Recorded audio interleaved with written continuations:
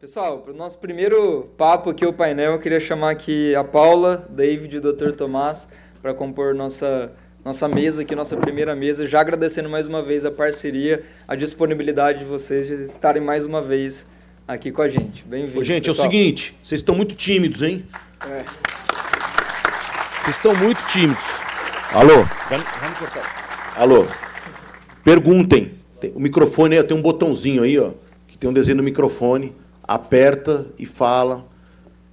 Tirem dúvidas, perguntem das pessoas, porque dessa vez eu fiz a apresentação sem microfone que roda aí, que se da próxima vez eu vou aí no meio, eu paro vocês para perguntar.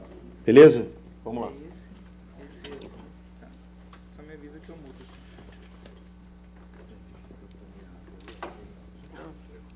Bom dia a todos. É um prazer estar novamente com vocês. Agradeço toda a equipe do Arena o convite de poder passar um pouquinho do meu trabalho, o trabalho de toda a equipe da prevenção.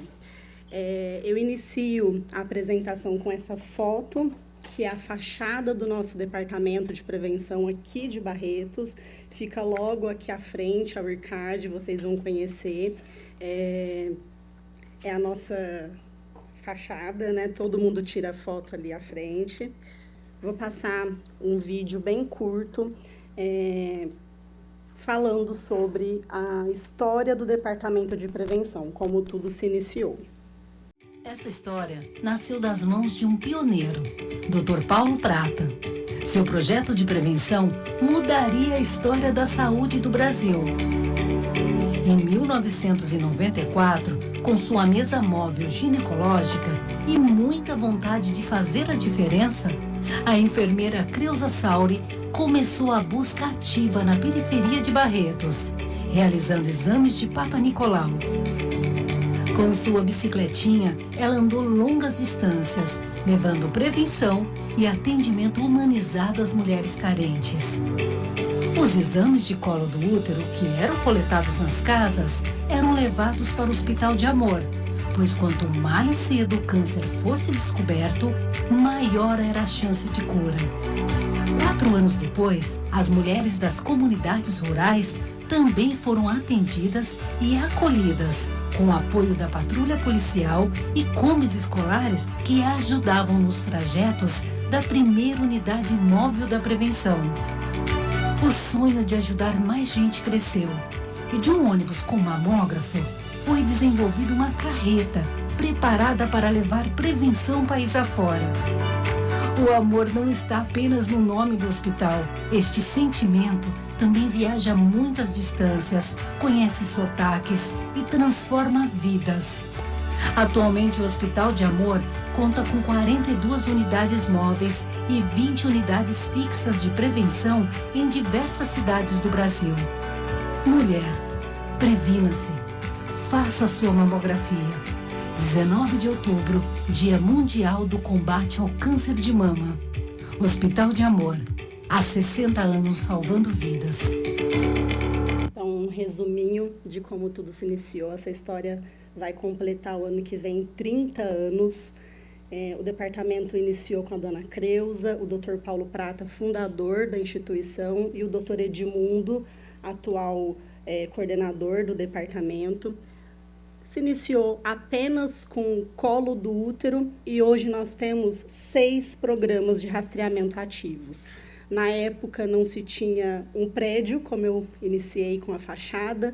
Esse prédio ele só foi conquistado em 2008 com uma verba do Instituto Avon, onde nós fomos contemplados por unanimidade, ganhando como o maior rastreamento mamográfico do Brasil.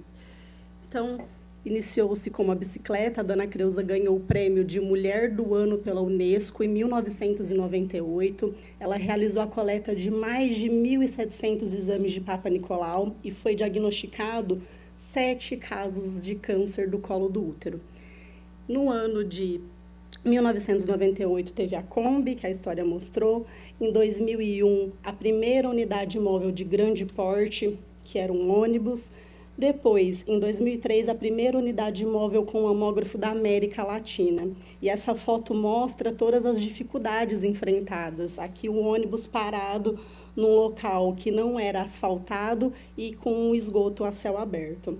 Em 2004, a unidade móvel 1 se tornou a unidade móvel 3, que atua até hoje. Essa unidade móvel ela tem o objetivo de visitar os municípios que arrecadam recursos para o hospital, pois hoje o hospital não sobreviveria só com o repasse do SUS. Então, existem vários mecanismos de se captar recursos, como os municípios que realizam leilões. Então, são mais de 800 municípios ativos. Então, como uma forma de agradecimento, nós vamos uma vez a cada 3 anos nesse município levar os exames preventivos. E essa carreta, ela oferece prevenção de câncer do colo do útero, próstata e pele.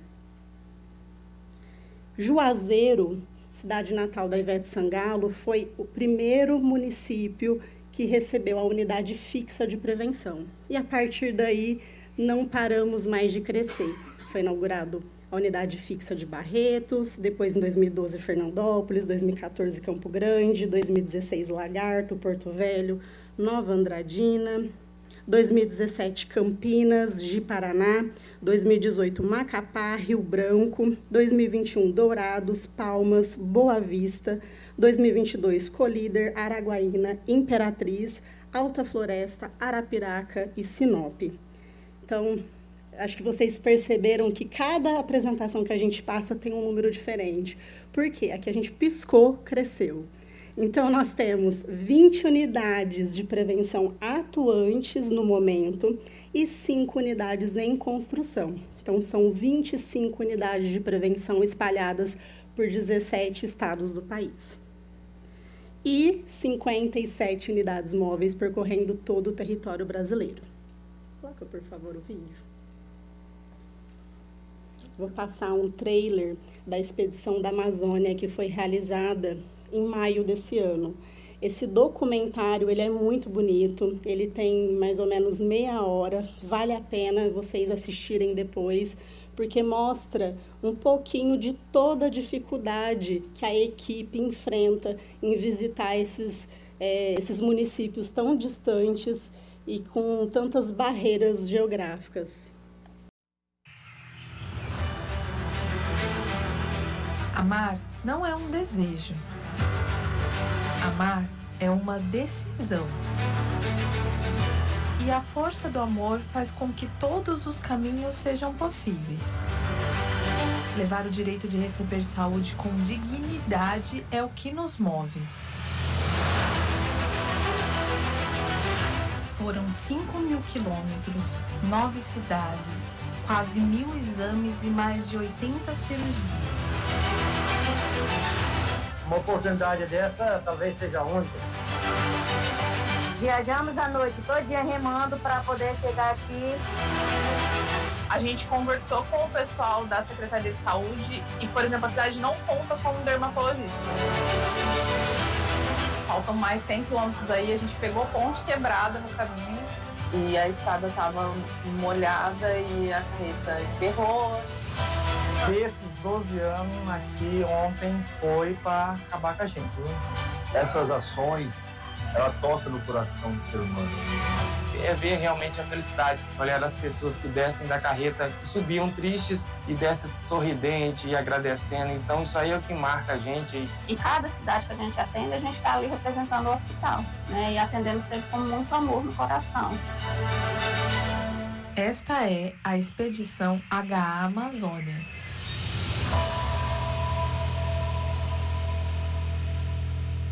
Gente, é lindo esse documentário.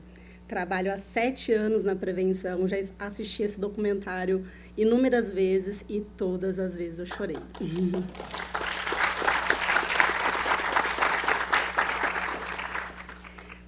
A gente fez a estreia desse documentário no cinema aqui de Barretos, a sala estava cheia, metade eram homens e eu nunca vi tantos homens chorando de uma única vez. Aí que eu chorava mais. É muito bonito, porque mostra cidades que não têm assistência nenhuma. Pessoas que ajudam o hospital há anos sem imaginar que um dia vão receber a carreta, sem imaginar que vão ter assistência. E A equipe enfrenta inúmeras dificuldades, vocês viram, carreta atolada, tiveram que dormir inúmeras vezes na estrada por conta de todas essas dificuldades. Então, é muito bonito esse trabalho e todas as doações que a população faz nos ajudam a manter isso. Então, é muito importante. Eu gosto de falar um pouquinho sobre o conceito de prevenção. Por quê? Prevenção é utilizado para tudo na nossa vida. Para as doenças crônicas não transmissíveis, hipertensão arterial, diabetes, mas o nosso foco é oncologia. Então, nós fazemos prevenção em câncer. E quem pode fazer a prevenção? É um determinado grupo de pessoas que se enquadram dentro da faixa etária de maior risco de ter a doença e devem realizar o exame simplesmente por estar dentro da faixa etária com maior risco de ter a doença. Independente de sintomas, porque a verdadeira prevenção são pessoas que estão assintomáticas, independente de histórico familiar. Então, basta estar na faixa etária, pode nos procurar para realizar os exames. O nosso objetivo é facilitar o acesso. Então, não precisa de encaminhamento médico, pedido médico, nada disso. Tem idade? Está na hora de repetir o exame?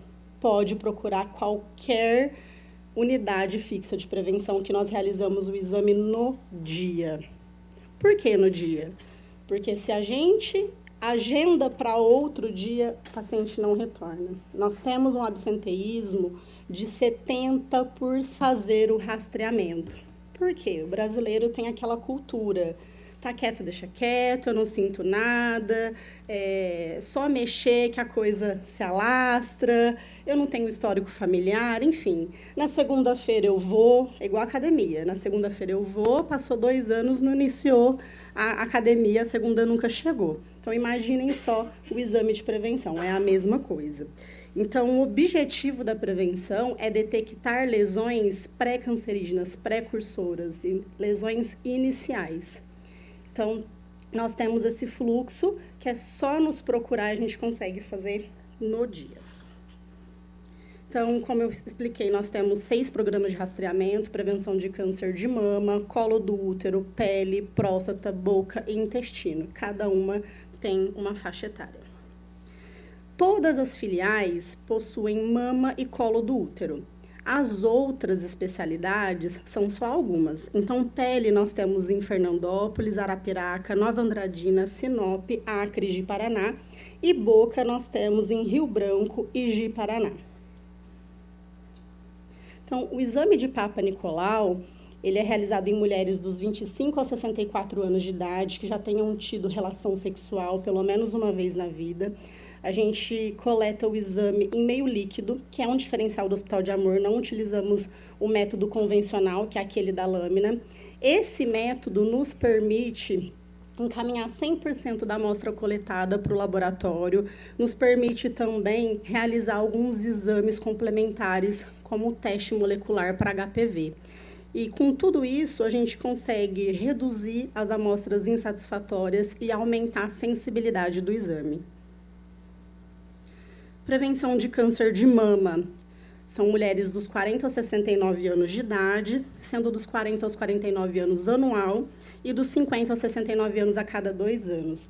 Esse é um diferencial do Hospital de Amor também, porque pelo INCA, pelo Ministério da Saúde, a mamografia ela só é preconizada a partir dos 50 anos de idade. Então, nós conseguimos rastrear as nossas mulheres com 10 anos de antecedência e temos tido bastante ganhos aí, conseguindo diagnosticar muitos cânceres em estágio inicial. Todas as nossas salas de mamografia são salas humanizadas, então tem televisores, cada uma tem um tema, então fundo do mar, jardim, passando ali nas TVs, o somzinho no fundo, cheirinho, tudo isso para diminuir a ansiedade da mulher durante o exame e distraí-la. Porque imaginem só, chegar numa sala com todas as paredes brancas e não ter um direcionamento. Isso deixa mais angustiante, porque a mamografia tem um mito, né? A mamografia dói na boca da população. Nós falamos que a mamografia não dói, ela é desconfortável, mas é um desconforto que salva vidas, é um desconforto necessário, porque a mamografia ela consegue detectar nódulos milimétricos, menores que 1 centímetro. Na palpação, geralmente, a mulher só consegue palpar nódulos maiores que 3 centímetros. Se ela palpa, não quer dizer que é câncer, mas se for com 3 centímetros, já é um câncer em estágio avançado. Então, nada substitui a mamografia. A mamografia são 4 compressões de 15 segundos cada compressão. Então, é muito rápido. Então, precisamos desmistificar esse conceito que a população tem. Prevenção de câncer de cólon e reto, de intestino. Hoje, nós temos câncer de mama como principal nas mulheres, o câncer de próstata como principal nos homens e o câncer de intestino é o segundo câncer que mais acomete os homens e as mulheres no Brasil. E é um câncer pouco falado. O ideal é que todo mundo nessa faixa etária faça colonoscopia direto, homens e mulheres dos 50 a 65 anos de idade. Mas como é um exame caro, invasivo, de difícil acesso, a gente não consegue oferecer a todos. Então, nós utilizamos o FIT, que é a pesquisa de sangue oculto nas fezes, como triagem. Se o paciente coleta o FIT e dá positivo, então tem um sangramento presente, aí sim nós convocamos para fazer o exame de colonoscopia. Lembrando que se tiver o FIT positivo, não quer dizer que tem câncer, a gente só precisa prosseguir com a investigação. E de acordo com o resultado, a gente convoca esse paciente para repetir o exame em 1 ano, 2, 3, 5 ou 10 anos. Nós conseguimos acompanhar de acordo com o resultado. O FIT é esse kit aqui, então ele é muito mais prático e higiênico do que outros exames como o teste de guaiaco, que é aquele que o paciente precisa coletar as fezes num potinho, colocar na geladeira, precisa de uma dieta restritiva. Esse aqui não, ele pode coletar a qualquer momento, não tem contato com a água, as fezes, ele só perfura em 3 locais diferentes as fezes e guarda em temperatura ambiente por até 3 dias. Então, muito mais prático. Rastreamento de câncer de pele. Foi passado um vídeo onde a PrevLife falou um pouquinho sobre o aplicativo. Hoje é o aplicativo deles que nós utilizamos. Então, esse aplicativo a gente consegue inserir algumas informações de cadastro do paciente e retiramos 3 fotos. Uma foto de longe para a gente conseguir identificar o local da lesão, tamanho da lesão. Uma foto próxima para ver característica da lesão e uma foto com dermatoscópio direto na pele do paciente. Essas fotos vão para o dermatologista, ele lauda esse exame dizendo se é suspeito ou não, e se é suspeito nós convocamos para passar em uma consulta com o dermatologista, porque o câncer de pele hoje é o câncer mais incidente no Brasil. Nós temos mais de 220 mil casos por ano. Se a gente for passar com o dermatologista direto, todo mundo que solicita, nós não conseguimos. Então é feita essa triagem com a enfermagem. Além do aplicativo, que é algo novo, nós também temos uma ferramenta um pouco obsoleta, mas que funciona há muitos anos, que é o e-mail. Então, os municípios que nós passamos com a carreta, eles são treinados a tirar fotos dessas lesões e encaminhar por e-mail para nós. Então, o futuro é não ter mais esse meio. Aqui mostra um pouquinho como é a dermatoscopia. Rastreamento de câncer de próstata. Nós realizamos apenas na unidade móvel 3, que é a que visita os municípios que arrecadam recursos para o hospital. Realizamos o teste rápido de PSA. Então, coletamos o sangue, já é analisado na hora, igual o teste do Covid. 15 minutinhos está pronto, os resultados negativos nós entregamos para os pacientes e os positivos a gente convoca para passar numa consulta com o médico aqui na prevenção.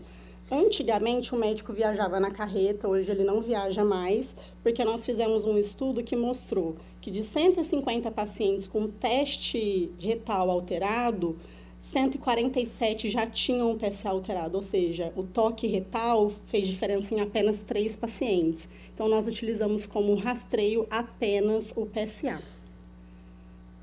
Rastreamento de câncer de boca é realizado por uma dentista. Ela faz um exame clínico bucal em qualquer lugar. Aqui tem a foto dela analisando a boca de um carteiro na rua. Então, é muito dinâmico. Elas fazem busca ativa para o paciente em bares, enfim, onde ele estiver. O paciente abre a boca, ela faz o exame clínico, se não tem nada, pronto, está rastreado, está resolvido. Se tiver alguma lesão suspeita, a gente já coloca dentro do micro-ônibus e faz a biópsia na hora. Esse daqui é o rastreio mais eficaz que a gente tem. A cada 1.000 exames, nós temos uma taxa de 13 detecções, 13 casos positivos. No colo do útero, a cada 1.000 exames de Papa Nicolau, nós não chegamos a ter um caso positivo. Na mamografia, a cada 1.000 mamografias, são 4 casos positivos. Então, esse aqui é o mais eficaz, mas é o mais difícil. Por quê? O público-alvo são homens e mulheres acima dos 35 anos de idade, que bebem, ou que fumam, ou que têm os 2 hábitos, e eles não querem fazer os exames, porque a primeira coisa que eles pensam é, vai mandar eu parar de fumar? Não vou. Então, eles fogem. Então, é o rastreio mais complicado. Nós temos um programa que se chama Prevenção Bate à Sua Porta. É o único programa de rastreamento no Brasil que vai até a casa do paciente. Tem 5 programas de prevenção. Então, elas fazem a dermatoscopia na hora, passa o FIT na hora, coleta o Papa Nicolau também, a agenda para o paciente vir fazer mamografia aqui, porque elas não têm mamógrafo na carreta delas, mas se o paciente tem dificuldade de acesso, elas colocam dentro do carro e trazem até aqui. O objetivo desse programa não é quantidade, é olhar o paciente em sua integralidade, porque nós sabemos as dificuldades, né, que a população enfrenta. Imaginem só uma mulher que tem um marido acamado, às vezes teve um AVC, a filha teve 5 filhos, sumiu no mundo e largou todos os netos com ela. Ela vai querer vir aqui fazer os exames? Ela quer saber o que ela tem? Não. Então, esse é o objetivo desse programa. E a divulgação, então nós temos uma enfermeira da divulgação que ela vai até o município treinar a equipe de saúde para recrutar os pacientes, e faz carreata, vai em rádio, jornal, enfim. A gente pega o paciente, a equipe de saúde, onde for necessário, porque a nossa maior dificuldade na prevenção é a conscientização da população sobre a importância. As campanhas, o Dr. Luiz falou, e cada mês é uma cor, né? A gente até se perde nas cores. Busca ativa, mostrando aí em bares. E é isso, gente. Prevenção é o ano todo, não é só durante o mês de outubro, durante o mês de dezembro, que agora nós estamos tendo o dezembro laranja, que é a prevenção de câncer de pele, enfim. É isso, estourei meu tempo faz muito tempo, mas acho que está tudo bem. E vou passar um último vídeo para vocês de um depoimento. São muitos depoimentos, mas eu escolhi esse porque a Rosa, além de ter sido diagnosticada com câncer de mama, ela é uma profissional que trabalha junto com a gente. Só que você falar é uma coisa. Agora, você vivenciar que realmente a prevenção salva a vida é muito diferente. Hoje você fica pensando assim, né? Isso pode acontecer com todo mundo, menos comigo ou com a minha família, né? E aconteceu comigo. Eu faço os exames de prevenção, né? E quando foi agora em dezembro de 2022, eu fiz a mamografia, exame de rotina. E veio o resultado de um BIRATS 4, havendo a necessidade de uma biópsia para complementar o diagnóstico. Porém, a biópsia ela veio com resultado inconclusivo, que precisaria de uma cirurgia para verificar o resultado exato. No dia 19 de abril, veio o resultado de que era um carcinoma, né? E aí, quando você fala a palavra carcinoma, assusta. Fiquei bem abalada. É a sensação de que, como se tivesse abriu um buraco, né? Por mais que, como ele disse, Rosa, você tá com um dos melhores cenários, né? Foi localizado, descobriu muito no início, apenas 1 centímetro. E eu sou muito grata a Deus, muito, muito grata ao hospital, né? Hospital de Amor, que é a instituição que eu trabalho, que eu já tinha muito carinho mesmo antes de ser funcionária. E dizer que no prazo de 6 meses, olha o quanto resolveu, né? E eu sou muito grata por tudo isso, muito, muito, muito, muito. Segundo os médicos, se eu tivesse esperado 1 ano ou 2 anos, a minha realidade seria outra. Talvez eu tivesse que tirar a minha mama toda, entrar num processo de quimioterapia. E olha aí como foi descoberto no início, o quanta diferença fez na minha vida. O câncer, ele muda a cabeça das pessoas.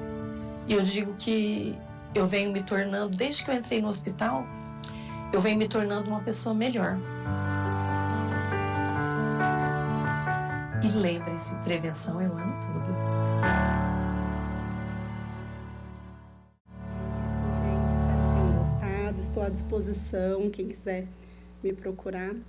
E bom bootcamp para todos. Obrigado, viu, Paulinha? Fique à vontade. Obrigado. Gente, a gente vai passar para o David e para o Dr. Tomás, e aí a gente, anotem aí, depois a gente abre um papo aí, depois das apresentações, para eventuais perguntas, pode ser? David, Paulinha, obrigado, parabéns, obrigado mais uma vez aí também, David, bem-vindo. Bom dia, pessoal, tudo bem? Primeiramente, não posso deixar de agradecer aqui o Dr. Luiz, o Guilherme e o Matheus por esse convite. É o 6º Bootcamp e eu faço honra de falar que eu participei de todos.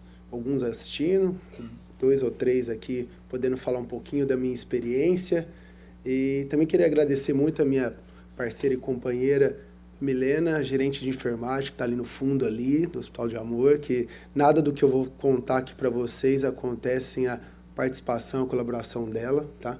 E dizer que eu queria agradecer também muito a vocês que estão aqui, porque vocês vão poder nos ajudar depois desses 2 dias aí a tentar melhorar o nosso atendimento ao nosso paciente. Assim como foi feito em um bootcamp aqui, né? O pessoal Eliane e o Fábio que estão aqui da Mudita, que são exemplos claros aí que dá para melhorar, né? A gente faz um trabalho de excelência aqui dentro, não podemos negar, mas tudo é possível ser melhorado e a gente ter uma eficácia e uma execução muito melhor no nosso dia a dia.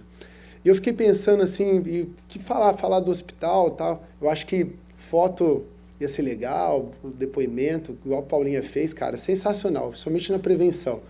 Mas o nosso dia a dia, vocês precisam ir lá conhecer, sabe?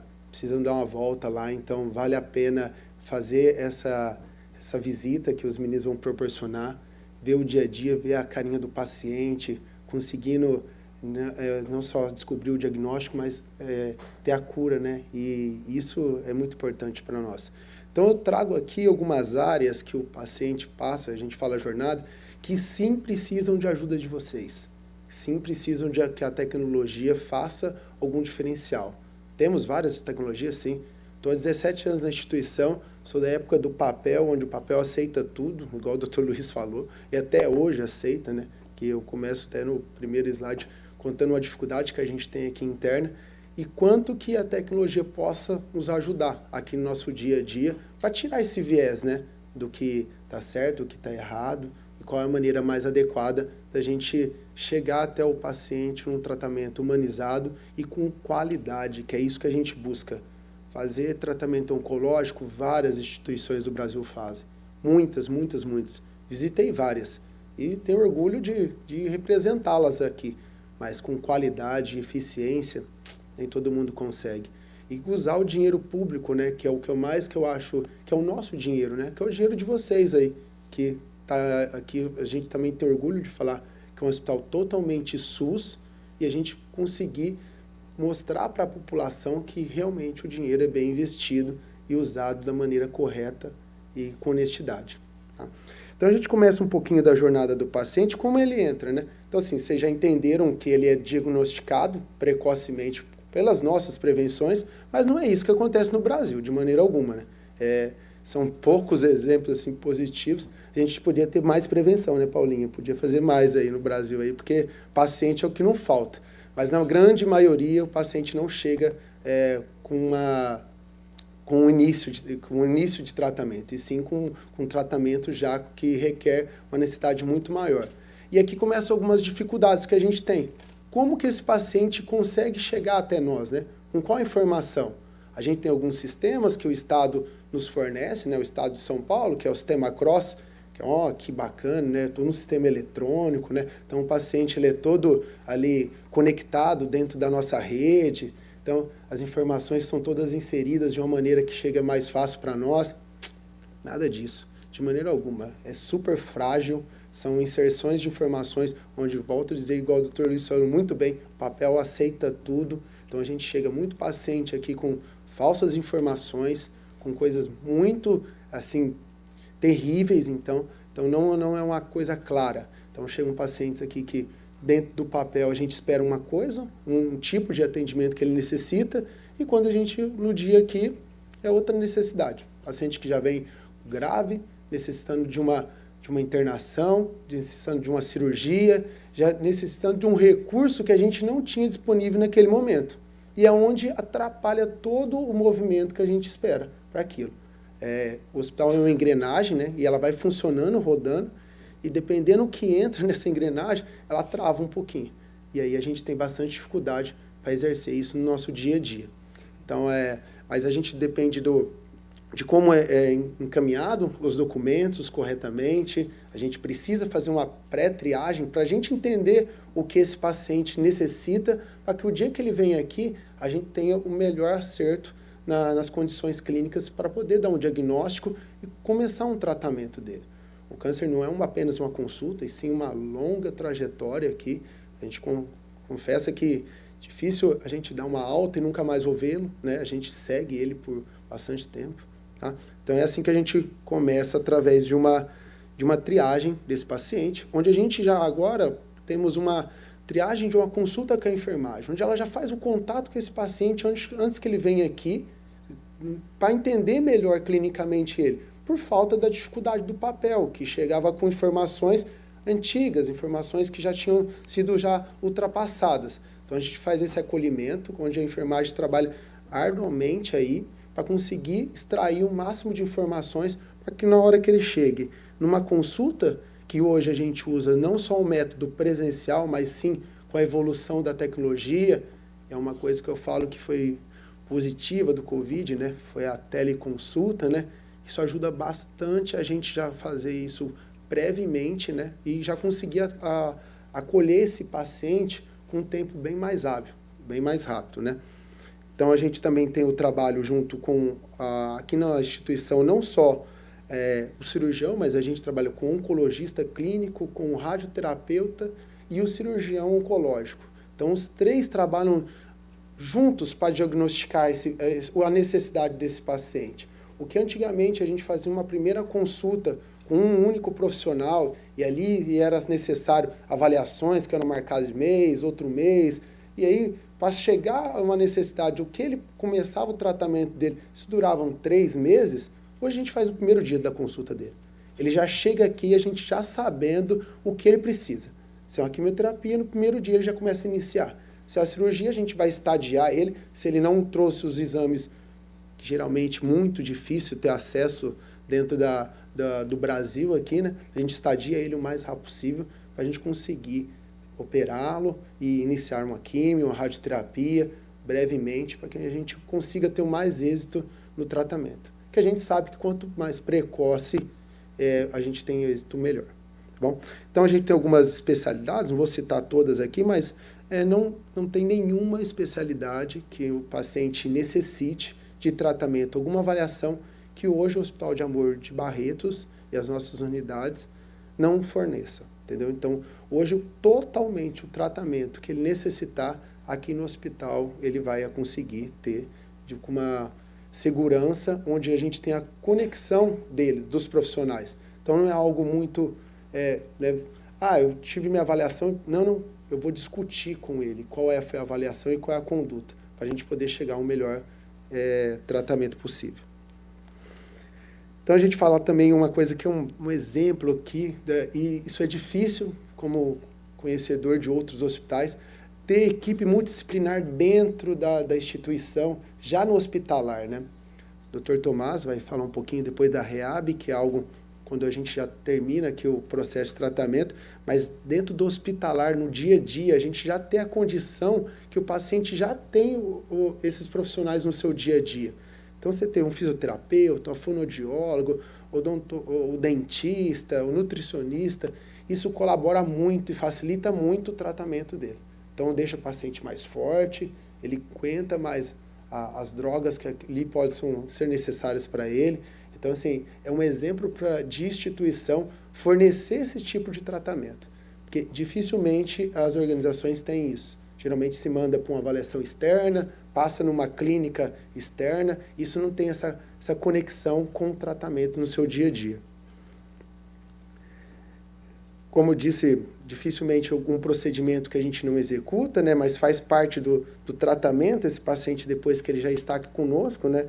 Então, são todos os departamentos de diagnóstico que a gente tem aqui, então, medicina nuclear, diagnóstico por imagem, o biobanco, que é algo que consegue ter uma assertividade grande, uma exatidão de qual é o tipo de droga mais correta para aquele tratamento ali necessário, né? Laboratórios de análise clínica, endoscopia, a nossa patologia, que recebemos todas tudo que é coletado nesse Brasil aí, então são cerca de 30 mil exames de citologias por mês, então é uma quantidade grande que a gente chega aqui, não pode pesquisar aqui no Brasil que não tem algo parecido, eu acho difícil até no mundo aí, algum laboratório que faça um número tão gigantesco igual esse. Procedimentos que vêm como necessitar, né, como a nossa depoente ali, a nossa amiga de trabalho também. Então, não fazer só um exame de imagem, talvez requer também algum exame mais específico, e a gente entra em biópsia, em pequenas cirurgias, uma radiointervenção, em algo que precise mais de ter uma exatidão do tratamento do paciente. E aí a gente fala, né? Depois que o paciente já está todo estagiado, a gente já entendeu a necessidade dele, a gente começa com os tratamentos alvos, né? Que é a quimioterapia, uma radioterapia, uma cirurgia. E aqui a gente trabalha com a pesquisa clínica, que é um trabalho onde a gente tem drogas que ainda não foram lançadas no mercado, que chegam com uma exatidão tão grande e aumentando cada dia mais a nossa sobrevida dos nossos pacientes. Então é algo que a gente tem orgulho de dizer o quanto isso é palpável para o nosso paciente aqui hoje do Sistema Único de Saúde, do SUS. Que isso, imagino que dificilmente ele conseguiria alcançar pelo custo que hoje ainda é oferecido ainda pelas indústrias farmacêuticas. Mas aqui o nosso paciente consegue e assim ele consegue ter uma sobrevida ou até mesmo atingir uma cura aí, dependendo o seu tipo de doença. E, claro, não vou nem delongar desse assunto, porque meu amigo Tomás vai falar bastante disso. Mas, cara, tem um hospital que pensa no paciente depois que ele recebe alta, isso é orgulho para todos aqui. Isso, a gente saber que depois que ele recebe alta, ele vai ser reabilitado para voltar à sua vida no seu dia a dia. Cara, isso não tem palavras. Vocês não sabem o tanto que é bonito a gente conseguir dar emprego para um paciente nosso. Alguém que trabalha, que foi cuidado por nós e aí consegue depois vir trabalhar com a nossa equipe. Então é um momento muito de orgulho que a gente tem e a gente tem tudo isso aqui que o Dr. Tomás vai contar para vocês. E claro que, como eu disse, né, esse paciente ele mantém um segmento conosco, né? Então a gente cuida dele, a gente brinca que ele é para sempre nosso paciente. A gente tem um cartãozinho de fidelidade com o paciente aqui dentro. Então, ele é o nosso paciente para sempre.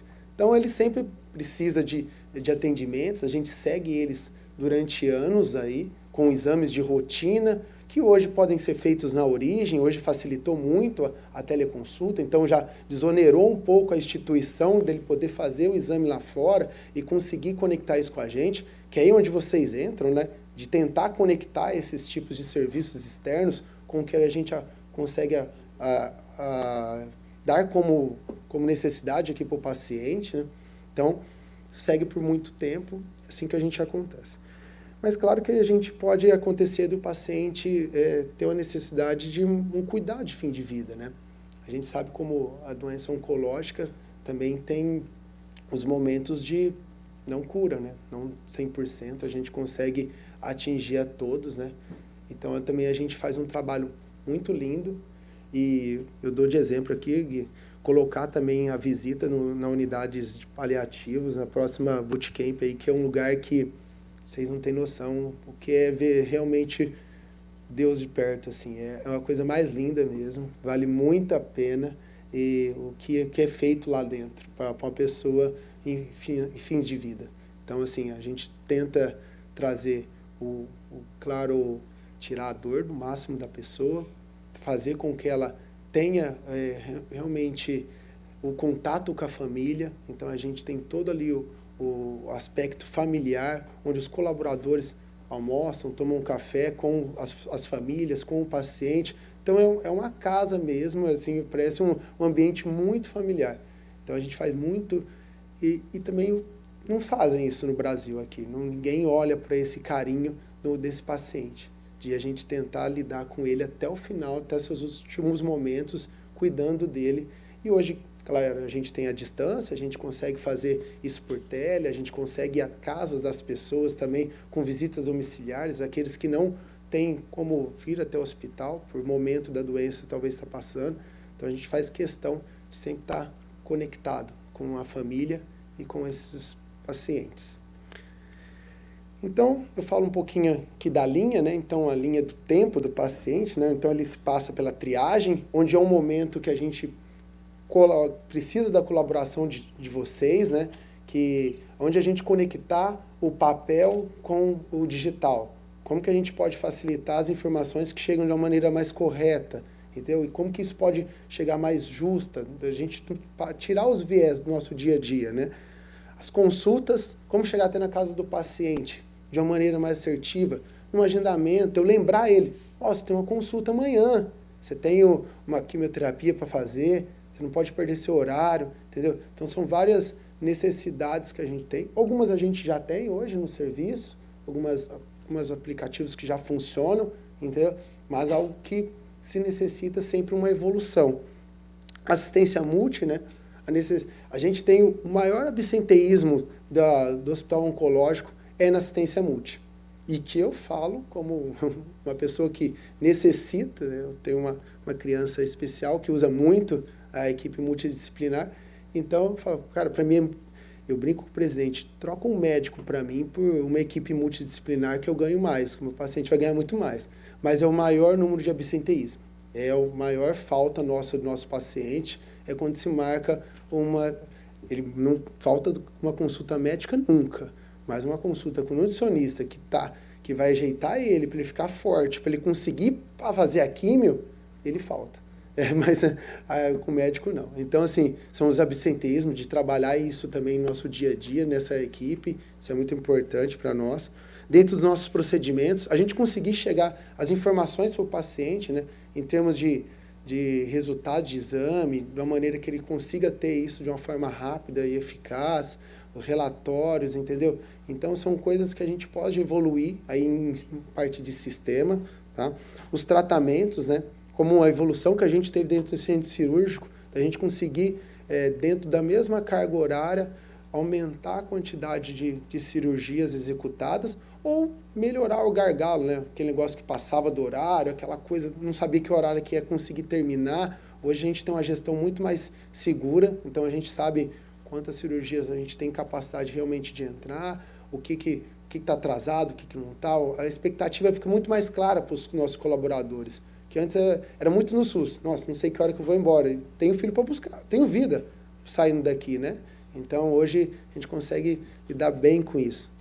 E claro, a REAB, né, a reabilitação, e o nosso segmento. Como não perder esse paciente? Eu preciso que ele esteja no meu nicho. Eu preciso que ele sempre esteja nos meus olhos. E acontece muito dele se perder e a gente depois não conseguir e voltar depois de um tempo com uma recidiva, com a doença já não curável, e aí a gente perder esse time. Então, cuidar desse nosso dia a dia. Então, aqui eu acho que a linha do tempo do paciente, onde vocês possam colaborar com alguma coisa, com alguma ideia inovadora aí, que pode ajudar no nosso dia a dia. Então, fica aqui os agradecimentos, muito obrigado aí por ter me ouvido. Estamos à disposição, vou fazer parte esses 2 dias aqui. Quero muito colaborar com vocês aí, poder ajudar para que nós façamos um ganha-ganha, né? A gente ganha e vocês também, tá bom? Muito obrigado.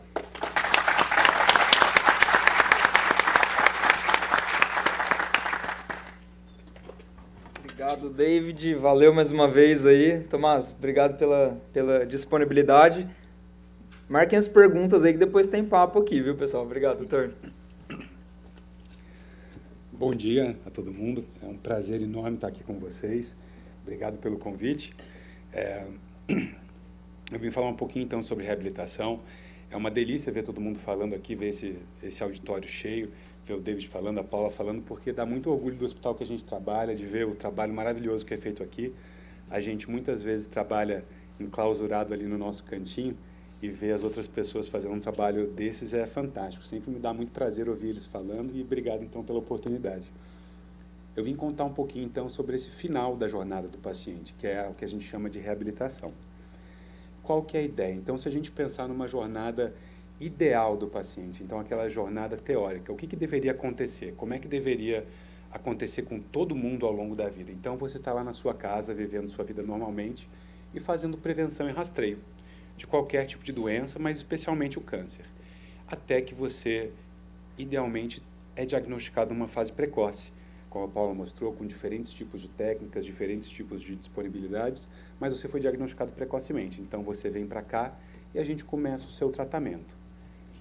A depender do tipo de câncer e a depender do tipo de doença que você tem, do estadiamento que você tem, você vai começar a ter uma série de demandas que vão se sobrepor à sua vida, seja decorrente da própria doença ou do tratamento. Então, pode ser que você comece a ficar com dor, demandas psicológicas, demandas sociais, às vezes algum tipo de incapacidade, dificuldade de movimentar um membro, dificuldade de se alimentar.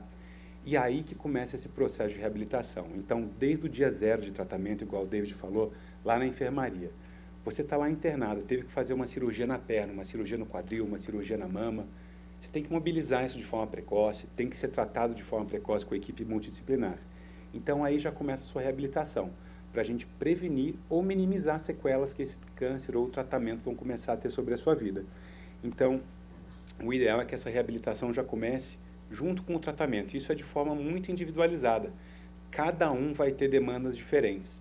Então, é uma coisa extremamente personificada, extremamente desenhada para cada um dos indivíduos. E à medida que o seu tratamento vai avançando e vai diminuindo a necessidade de tratamento, vão surgindo cada vez mais dessas demandas. Então, a gente consegue imaginar desde casos menores, então o paciente fez uma cirurgia pequena, ficou com uma incapacidade pequena, até grandes cirurgias. Então, o paciente teve um tumor de sistema nervoso central, uma criança que entrou bem, mas agora no final do tratamento ela está saindo aqui, está terminando sem andar, sem falar, sem conseguir se alimentar. O que a gente vai fazer por ela? Como que a gente vai dar vida para essa pessoa, além de simplesmente estar viva? Então, esse é o papel da reabilitação. Hoje em dia, quem trabalha com câncer, nos últimos 20, 30 anos, a gente foi muito feliz de poder dizer que a gente cura muito mais. Então, o câncer que eu trabalho, por exemplo, retinoblastoma, a gente cura quase 100% das crianças. Mas a cura vem a que custo? Com que tipos de sequelas, que tipos de incapacidade, o que a gente vai poder fazer para essa pessoa, além de simplesmente estar viva? Então, a gente sabe que hoje em dia até 40% dos pacientes que tratam câncer acabam ficando com algum tipo de sequela, algum tipo de incapacidade. Então, com esse avanço nosso da medicina, dos tratamentos, a gente mudou o nosso paradigma. Não é simplesmente sobreviver, mas viver e como, com que qualidade. Então, o nosso papel hoje é trazer qualidade para esses pacientes, é trazer vida.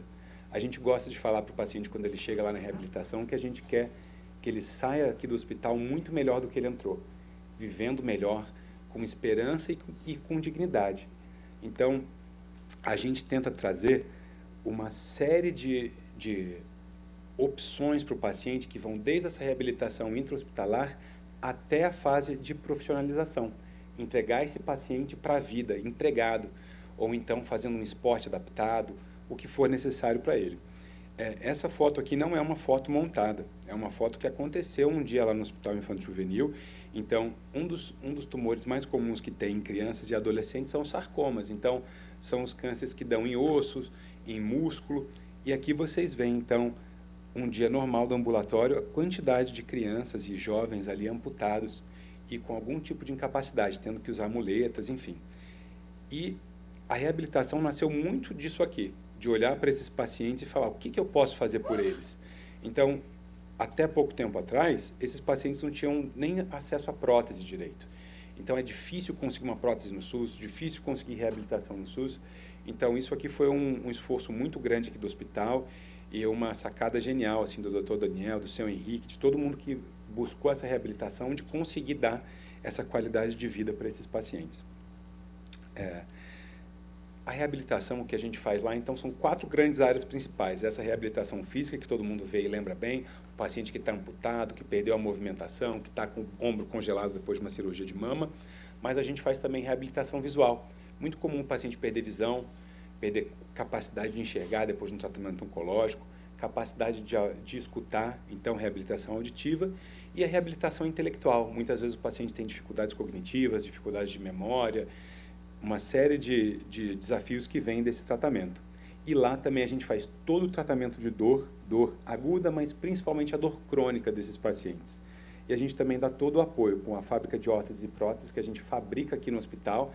Essas órteses e próteses, se vocês tiverem também um tempinho de ir lá, quem gosta de tecnologia, eu vou mostrar um pouquinho aqui, vocês vão achar fantástico.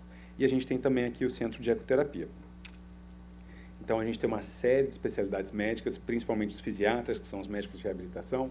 Temos oftalmologistas, otorrinos, neurologistas, pediatria e anestesista para lidar com todos esses pacientes. E mais crucial do que isso, como o David falou, é toda a equipe multidisciplinar, porque muitas vezes o médico diagnostica essa incapacidade e consegue prescrever algum tipo de reabilitação, mas quem vai ficar com o paciente pegando ele ali na mão, dia a dia, mexendo ele, alterando a dieta, fazendo as atividades físicas, fazendo a reabilitação dele para o dia a dia, vão ser a equipe multidisciplinar, dando todo esse apoio psicológico, toda a parte de assistência social e encaixando ele de volta na vida. Então, claro que o papel do médico é crucial, mas na reabilitação, quem faz mesmo as peças se moverem é a equipe multidisciplinar.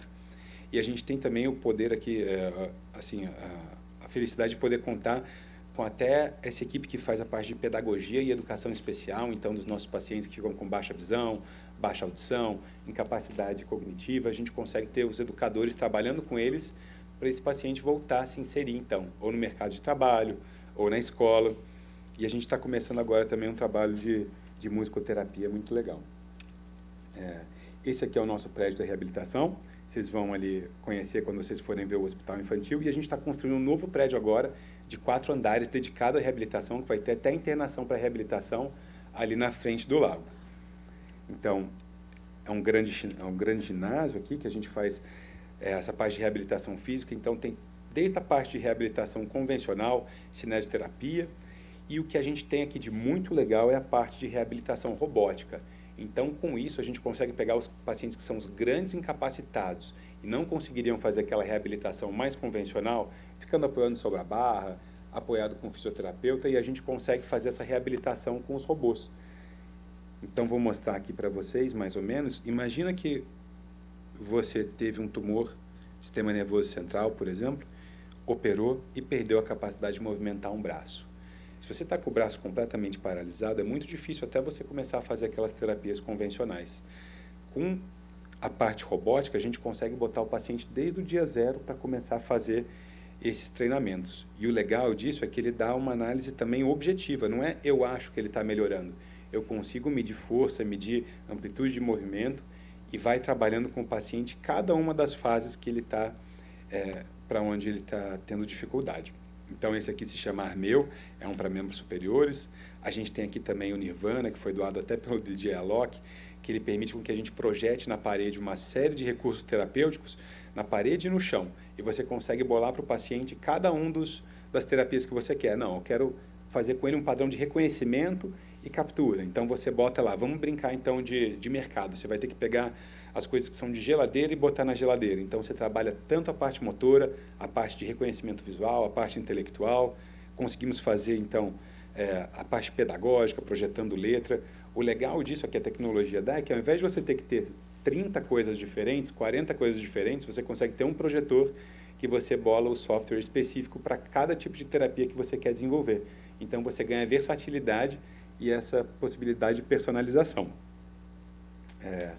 Temos também, então, aqui, tem pouquíssimas unidades desse do país, eu acho que tem 4 agora, sendo que a segunda está lá em Rondônia, no nosso hospital lá de Rondônia. Esse aqui se chama Locomate. Acho que vocês já devem ter visto aquele exoesqueleto do Miguel Nicoleles, que ele quer botar para o paciente andar, o paciente que é tetraplégico crônico, né? A ideia desse aqui não é um recurso para você substituir a marcha, mas é um recurso para você devolver a marcha, muito parecido com isso. Então, ele é para terapia e não para substituição, né? Então, aqui você consegue pendurar o paciente, desde o paciente que não anda nada. Eu vou mostrar um vídeo para vocês e ele começa a ir trabalhando todas as fases do movimento de marcha com o paciente. E à medida que ele vai melhorando, ele vem para esse outro aqui do lado, que é o que a gente chama de C1000. Então, olha aqui, essa é uma paciente que muita dificuldade, não conseguia andar. Você vê que a gente conecta ela aqui no robô e o robô vai ajudando ela a ir retomando esses movimentos. E à medida que ela vai ganhando capacidade, a gente vai diminuindo o auxílio que o robô vai dando, até que ela consiga, depois, ir para uma esteira adaptada. Essa aqui é outra paciente, mas você vê uma paciente que acabou de receber a prótese aqui e está aprendendo a andar. Como é que vai fazer a largura do passo? Como é que vai ser o tamanho do passo? O ritmo, a cadência do passo? E essa é uma prótese super difícil de usar, porque vocês veem que ela não tem nem o joelho, né? Então ela está só aqui no fêmur, lá no alto. Então é uma prótese difícil. Então a gente consegue ir treinando os pacientes, e essa esteira aqui, ela chama C1000, porque o C é de cue, de dica, ela vai projetando no chão o que você quer que o paciente vá fazendo. Então você consegue ir treinando a velocidade, e junto você consegue botar obstáculos, consegue ir treinando o passo, e ele vai fazendo também uma análise de marcha. Olha, está faltando você apoiar um pouquinho mais para esse lado, um pouquinho mais para esse. É muito legal isso aqui para reabilitar esses pacientes, para voltar a andar. A gente tem também toda a parte de reabilitação de educador físico, né? A gente tem o nosso educador físico que vai aqui na academia e vai lá na piscina com os pacientes. É uma parceria que a gente tem com o SESI. E aqui é um que a gente quer fazer agora no nosso lago aqui, quando inaugurar, que é o remama para as pacientes que são amputadas de mama.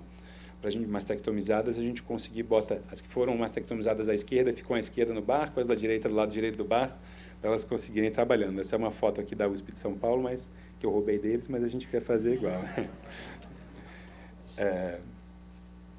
Aqui é da reabilitação auditiva, então é muito comum um paciente com radiotoxicidade ou toxicidade por medicação, a gente ter que fazer adaptação de prótese auditiva e ensinar esse paciente a usar essa prótese e a voltar a escutar depois do tratamento oncológico. A reabilitação intelectual, que a gente vê muito hoje em dia, muito forte, né, com as crianças autistas, que tem aumentado bastante em número, e a gente não tem os recursos no país para lidar com isso. Então, aqui a gente também já abriu agora umas vagas recentemente para receber pacientes não oncológicos para serem reabilitados aqui com a nossa estrutura da reabilitação. Então, a gente está dando todo esse suporte, e além disso, os pacientes que acabam fazendo irradiação do sistema nervoso central, algumas quimioterapias podem dar também dificuldades intelectuais, dificuldades de memória, e para isso tudo esse processo de reabilitação entra, né? Reabilitação visual, que é a parte que mais me compete, então os pacientes que acabam ficando com baixa visão ou cegueira decorrentes aí do tratamento. E lembrar todo mundo que é muito legal a parte tecnológica, mas o que mais falta, na verdade, para a gente é acesso no país, e até mesmo aqui dentro. Então, vou mostrar um videozinho para vocês. Esse menino aqui foi um menino que ele teve um tumor de sistema nervoso central, aumentou a pressão dentro da cabeça e atrofiaram os nervos ópticos, que é uma coisa relativamente comum quando a criança não é tratada a tempo. E aí você vê que esse menino ele estava quase 1 ano na cadeira de rodas, sem andar. E essa aqui é a primeira sessão dele de orientação e mobilidade com a terapeuta ocupacional, para vocês verem como o que às vezes a gente precisa é só um pedaço de pau e alguém disposto a ensinar essa pessoa. Não precisa de nenhum recurso mágico aqui. E olha a diferença. Esse menino hoje em dia ele já é muito mais independente e não precisa de nada. Só precisa de uma bengala e alguém ensinando ele a andar com essa bengala. Então, muitas vezes a tecnologia não é coisa física, né? Mas é o know-how, é o saber como. Então, você conseguir transmitir isso para as pessoas-chave também é muito importante. Aqui não tem som, eu acho, né? Mas é muito gostoso escutar ele também conseguindo andar. Então ele não enxerga nada, está conseguindo agora andar, se locomover sozinho. Essa é a primeira sessão dele. Então você vê como uma criança é fantástica, né? E agora? O que tem que fazer? Procura outra direção. Achou? E a gente tem também a nossa fábrica de prótese aqui. A gente tem uma unidade móvel, que inclusive está lá em Maceió agora, e a gente usa uma tecnologia aqui muito legal. A fabricação de prótese ela é uma coisa muito artesanal. Então, geralmente, pegava o coto do paciente, enfaixava, fazia o molde, ia para o técnico ia fazendo quase como se fosse um sapato sob medida, né? O legal que a gente trouxe para cá foi que, hoje em dia, a gente consegue, então, com esse scanner aqui que está na mão do técnico aqui ortopédico, ele consegue escanear o coto do paciente, transfere isso para um software, e aí esse robô aqui, ele consegue, não é uma impressão, mas é o contrário de uma impressão, então ele esculpe basicamente aqui esse coto, e aí a prótese é feita para esse coto específico. Então o legal disso, a gente mandou um scanner para Maceió, só escaneia os pacientes lá e fabrica as próteses aqui e manda para os pacientes de lá. E aí depois disso a prótese é colocada, alinhada, e o paciente vai para toda a parte dele de reabilitação, seguindo disso. Então, era mais ou menos isso que eu queria falar para vocês. A nossa parte é trazer, então, essa dignidade, é trazer o paciente de volta à vida ao final do tratamento. Muito obrigado.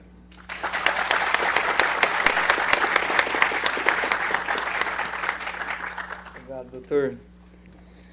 Excelente, né, pessoal? Acho que já deu aí uma visão ampla, geral, e tava conversando aqui no EW, me puxou, ele falou, cara, o mais legal é o tanto que as pessoas falam com paixão, né? Acho que foi comum aos três e todo mundo que acho que passar aqui é o brilho no olho de falar algo que realmente acredita, né? Então, obrigado, Paulinho, obrigado, David e Tomás.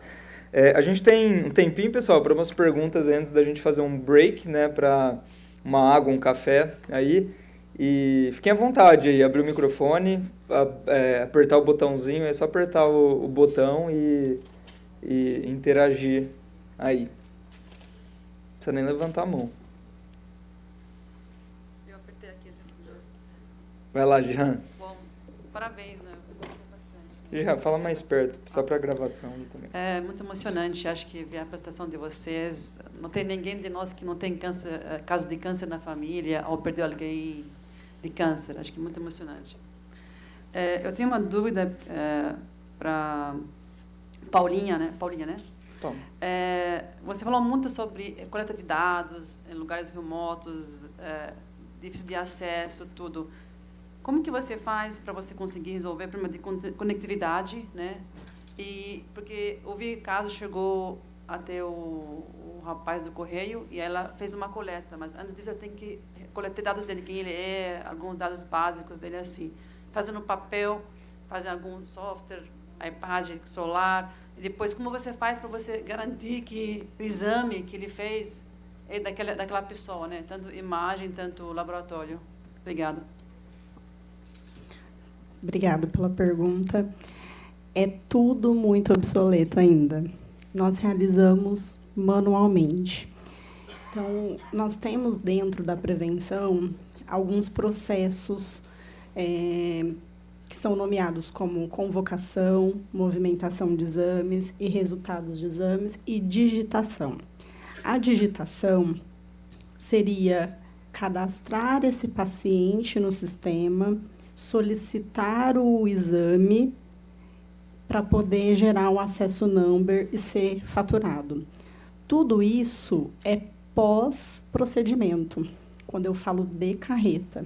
Então, quando o paciente vem aqui no prédio, a gente recepciona ele no sistema, que hoje a gente utiliza o TASI, que é o prontuário eletrônico, faz tudo eletronicamente em tempo real. Carreta é tudo depois. Então, o trabalho que eu falei da enfermeira da divulgação, ela vai até o município com 60 dias de antecedência à visitação da unidade móvel, conversa com o prefeito, secretário de saúde, capacita a equipe de saúde, porque quando a gente chega com a unidade móvel, os pacientes já têm que estar triados. A gente não pode ficar com a porta aberta esperando a demanda livre, porque tempo é dinheiro.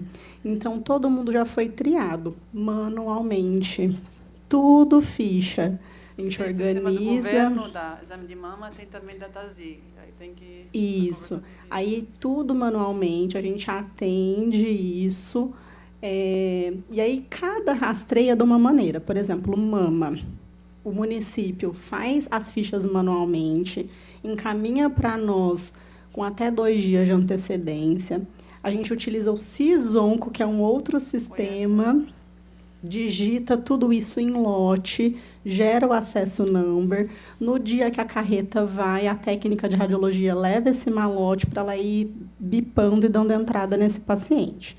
Quando não dá tempo do município mandar para a gente com antecedência, a gente realiza o exame com acesso manual, insere manualmente os dados e faz essa digitação em lote posteriormente, para poder ter esse faturamento. Mas é tudo manual. E o da dentista é busca ativa. Esse não é feito com antecedência igual a mamografia, porque a população de boca não vai no dia agendado. Então, faz a fichinha ali, atende e depois insere no sistema.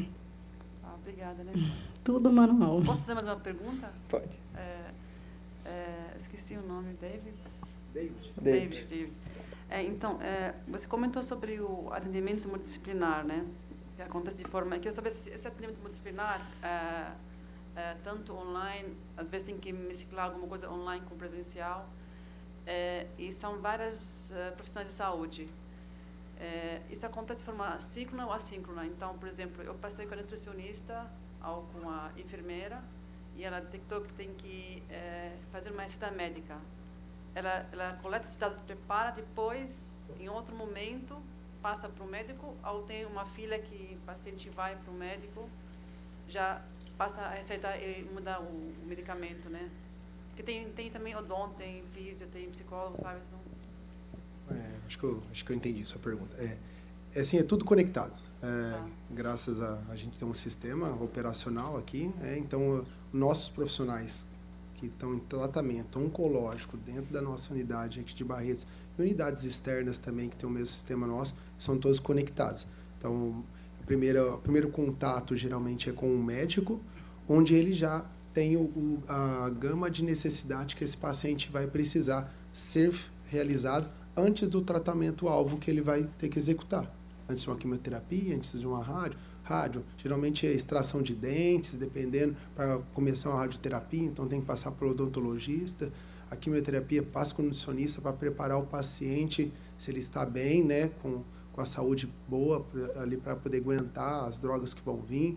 O fisioterapeuta já vai participando nesse momento também. A fono geralmente entra depois de uma cirurgia que é executada, mas isso tudo é conectado. E isso é conectado também, onde também, se o médico não consegue observar isso, geralmente no momento de uma internação, ali mesmo os profissionais multi se conectam. Eles falam assim, fono, precisa ir lá ver esse paciente que está com problema de alguma fala atrasada, alguma coisa disso, precisamos tirar a sonda, vai lá porque eu preciso soltar a dieta. Então, assim, é muito conectado aqui. E a enfermagem ajuda muito, né? Que é o nosso braço aqui, a enfermeira está lá no dia a dia, ela não é esse profissional que reabilita ali, mas ela que, como se diz, é a chefe ali das internações de conseguir observar as necessidades. Mas aqui, hoje, a gente tem orgulho de falar que somos muito conectados, a gente tem como fazer a prova de conceito, de saber o que precisa e tudo mais, tá bom? Mas os ambulatórios ainda existe muito absenteísmo. Acho que eu digo que tem uma equipe de amor, não é só de amor, né? Fantástico. Tem que ser, porque não pode perder. Então, amor e fiscal, porque um fica fiscalizando o outro também, para saber se ninguém está perdendo o time. Obrigada. Acho que Renata, depois a Bárbara.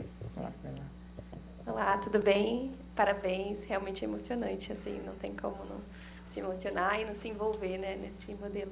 A minha pergunta também é para o David, em relação ao acompanhamento desses pacientes pós-momento de tratamento dentro do hospital, em que eles retornam para a rotina deles, né, geralmente em municípios afastados aqui do ambiente de tratamento, e como essa ligação é feita, se ele precisa de um reencaminhamento para voltar, se em um momento crítico ele teria um contato assim com o hospital ou com alguma equipe referência para ele nesse momento. Esse ainda é um momento... A gente depende ainda muito de telefones, WhatsApp, nenhum sistema conectado. A gente tem uma dificuldade muito grande de, talvez, alguns segmentos que poderiam ser feitos na própria origem, né? Para evitar uma viagem, né? Poderia continuar próximo, fazer os exames lá na sua origem, não ter que vir para Barretos, mas a gente também tem essa dificuldade. Então, hoje a gente não tem um sistema que consegue lidar com a vida do paciente fora do hospital, entendeu? Então, a gente depende de uma ligação que a gente tem que fazer para ele, para saber que time que ele está, quais as condições. E aí, o que ajudou muito foi as consultas de tele, né? Que hoje a gente consegue chegar até na casa dele. Mas antes, era um telefonema, e que eu nem sabia se eu estava falando com ele, né? A gente tinha aquilo... Podia ser uma tia que atendeu, uma amiga que atendeu e falaria alguma informação que a gente nem sabe se é correta. Então, mas hoje não temos ainda um sistema que cuida da vida dele lá fora, só internamente mesmo. Bacana. Eu posso fazer mais um? Para a Paula? Eu me identifiquei muito com a enfermeira, assim, quando falava que ela ia na casa, porque eu vivenciei isso, de pegar a maca, levar até a comunidade, acho fantástico. E a minha dúvida é, assim, como sensibilizar essas mulheres para o momento que vai estar lá, né, fazendo esse... Se vocês têm, além, é claro, da divulgação, que a gente chamaria quase um marketing de saúde, né, para esse cuidado, alguém próximo para essa sensibilização, sabe? Para poder entender que dores e que barreiras ela enfrenta para chegar na prevenção. Nossa, muitas barreiras, muitas dificuldades. Mas hoje em Barretos a gente utiliza muito agentes comunitários de saúde, líderes religiosos, líderes de comunidade para conseguir atingir. E temos uma prevenção no quintal da nossa casa, temos uma unidade móvel que percorre a nossa regional de saúde e a nossa cobertura é de 30% da população alvo. É muito difícil, porque a população não tem o hábito de se prevenir, não tem essa cultura. Como eu falei, tem vários mitos. E talvez, por elas terem dentro do quintal de casa a facilidade, talvez elas não se sintam muito... nossa, eu vou aproveitar a oportunidade, eu vou fazer. Então, é muito comum já baterem na nossa porta as pacientes com diagnóstico. E elas falam, né? Mas eu sou de Barretos, não é mais rápido? Não tem uma fila preferencial? Então, é muito complicado. A população não quer fazer exames e cada filial age de uma maneira diferente. Tem filial, para vocês terem ideia, porque nós temos um sistema de convocação onde todo paciente que deu entrada com a gente para fazer um exame de rastreio, se ele tem uma alteração, ele precisa passar numa consulta ou complementar o exame, é nossa obrigação encontrá-lo em qualquer lugar. A gente manda e-mail para a enfermeira responsável pela área de abrangência desse paciente, manda WhatsApp, liga, manda carta. Se a gente não acha, a gente coloca a polícia atrás. Tanto é que elas já têm uma coisa na cabeça. Se ninguém entrou em contato comigo, meu exame está normal. Elas já pensam assim. Então, nós temos essa rede de apoio, mas elas faltam aqui em Barretos. E tem outras filiais, como eu comecei a dizer, que não tem nem isso. Sabe o que elas fazem? Pede para o rádio convocar um paciente autorado. Vocês têm noção de falar, olha a LGPD aí, fala o nome da paciente no rádio, porque não consegue no WhatsApp, não consegue ligar, não consegue nada. Tem filial que relata que a enfermeira sai nas palafitas batendo panela para chamar a população. Então, cada um tem que encontrar a maneira, né, de recrutar esses pacientes, porque são realidades totalmente diferentes. Nós temos vários Brasis dentro, né, do nosso território, então é muito difícil. Mas falando de Barretos, a aderência é baixa. Nós temos a capacidade de fazer 150 mamografias por dia e nós realizamos média de 100, 110. Então, sobra exames todos os dias. Mas é muita coisa. Obrigada. Bárbara? Bom dia. Vocês começaram com um tema que é a prevenção e ele está em voga como valor em saúde, né? Ele tem que ser nosso pilar, nossa prioridade. Aí eu vou selecionar algumas perguntas, depois a gente consegue conversar melhor. Para a Paula, separando ali de 94 a 2023, a gente conseguiu com a Creuza, na bicicleta, visitando casas, uma cobertura de 95%.